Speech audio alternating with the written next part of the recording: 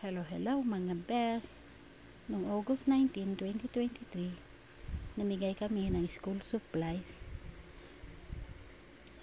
para sa mga bata.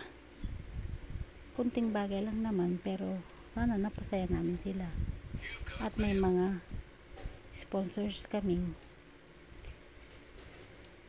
generous na nagbigay din kahit sa 5 piso challenge na ginawa ko. Ito yung iba, dinagdagan ko na lang. Salamat sa kanilang sponsors at contributors dahil sila kaya ako nagporsige na magbigay din kahit konti lang. Hope yung mga bata ay napasaya nga sila, diba? Ito yung mga palang pinak namin noon, sari-saring pang grade 1 to ay pang daycare to grade 6. Mga pa konti-konti lang pero at least naka survive din. Yung mga nasa pictures ay sila yung mga batang pumunta dito na naka-receive. Hope sila ay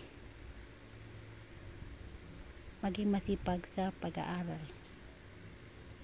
Ito ay galing sa mga sponsors at sa amin bilang pasasalamat from Tinieva Store, owned and managed by Daisy and Raymond. Kaming magkapatid yan. And sana mas marami pang blessings na may bigay para mas marami pang ma-share sa susunod na taon. Thank you for watching mga best. Nandito na yung mga pictures ng mga bata na naka-receive ng mga school supplies. Hope you enjoyed. Ganda pamerienda namin noon August 19, 2023.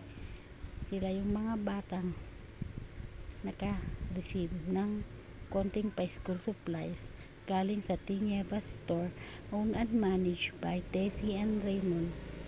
Enjoy watching mga best. Sila mga yan, mga batang may nahihiyang mag-pictures, gano'n. Bye-bye.